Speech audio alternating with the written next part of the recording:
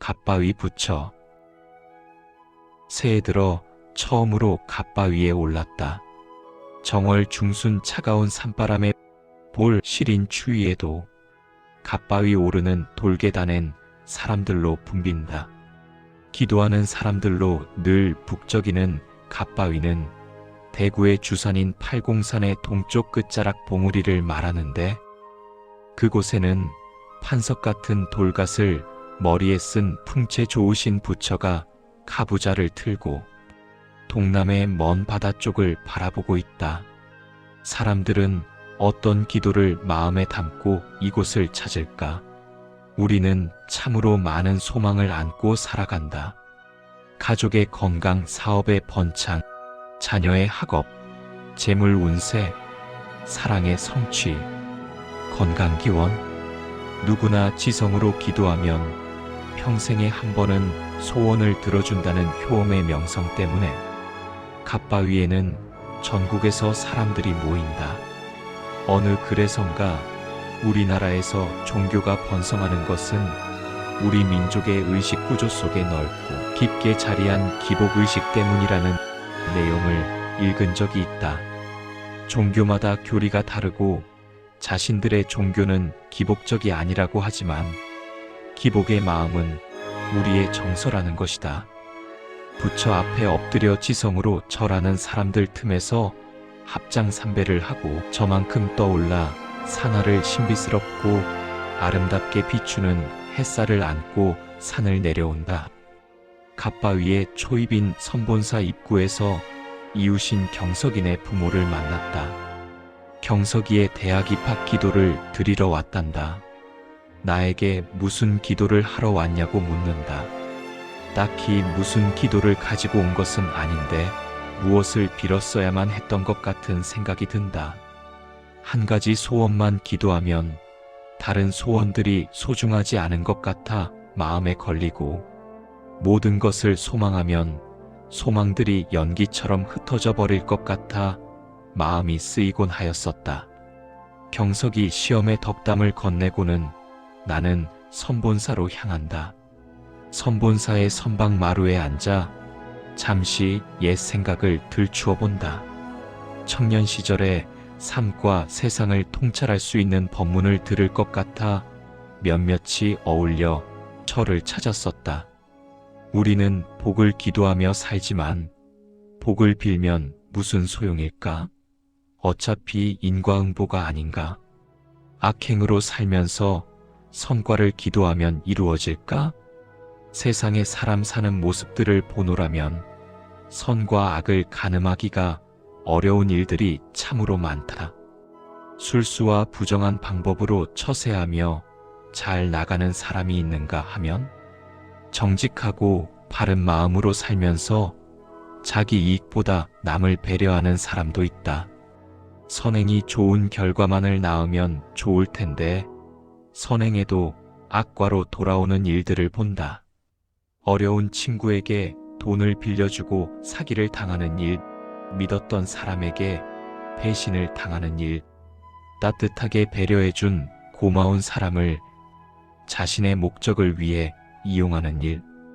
그렇다 보니 부정으로 부유하게 사는 사람이나 권모술수로 권세의 자리에 오르는 사람처럼 올바르지 않아도 잘 사는 사람들을 어렵지 않게 볼 수 있는 것이다.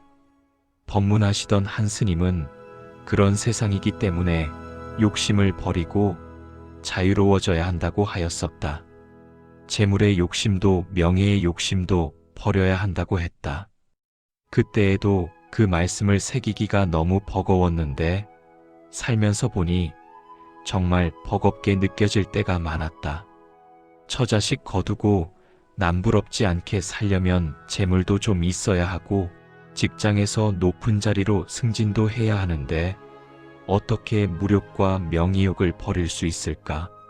스님은 출가하여 홀몸 하나 불도를 이루면 되지만 속인들은 스님처럼 살 수 없지 않은가?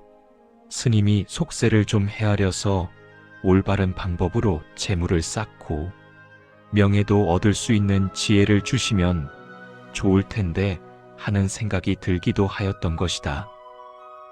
산사를 내려가는 발걸음이 한결 가벼워야 할 텐데 오히려 오를 때보다 무겁다는 느낌이 들 때가 많았다. 속세의 번민을 한 줌도 덜지 못하고 세속의 욕심을 버리지 못하고 있다는 자책의 무게만 더하는 것이다. 속세의 사람에게 해탈의 세계로 올라오라 하지 말고 불도의 스님들이 속세의 낮은 곳으로 내려오는 방법도 있지 않을까. 그런데 다시 생각을 가다듬어 보니 내 생각이 참 부질없다. 스님들이 탈속하여 치열하게 틀고 있는 법열의 세계를 내가 어찌 짐작할 수 있으랴. 불교의 이치를 한 올도 제대로 모르면서 생각만 움트니 빈 그릇에 소리만 요란한 것 같다는 생각에 자주 하는 웃음이 나온다. 기도하는 것은 꼭 무슨 복을 달라는 것이 아니라 내 마음을 잘 다스리도록 자신에게 대한 약속을 다지는 것일 수도 있지 않은가? 의심과 혼란의 시간에 빛나는 것은 원칙에 대한 믿음이다. 사실 의심이 없으면 믿음도 필요가 없는 것이다. 콩 심은데 콩 나고 팥 심은데 팥 난다고 하지 않았나? 선행에는 성과가 열릴 것이라는 믿음, 그것이 옳다는 믿음. 작은 시냇물은 이런저런 소리로 요란하지만 결국 큰 강물을 이루면 소리 없이도 바다에 이를 것이라는 믿음. 그러한 믿음이 날마다 생겨나는 의심과 번민 속에서 평안에 대한 갈증을 풀어주는 샘과 같은 것이리라. 산자락 주차장에 부산과 울산 지방의 버스가 유난히 많은 것은 부처가 바라보는 방향이 동남쪽이기 때문이란다. 무량의 대덕이신 부처님이 방향으로 중생을 차별하지는 않으실 것 같은데 과학기술도 발전하였으니 사방으로 돌아보시게 회전이자 같은 좌대에 모실 수도 있겠다는 생각에 설핏 웃음이 나온다. 선본사를 뒤로 하고 갓바위를 다시 바라보면서 무엇을 기도해야 하는지 무엇을 믿어야 하는지를 추슬러 보니 내 안에 무엇이 좀 덜어졌는지 하산의 발걸음이 조금은 가볍다.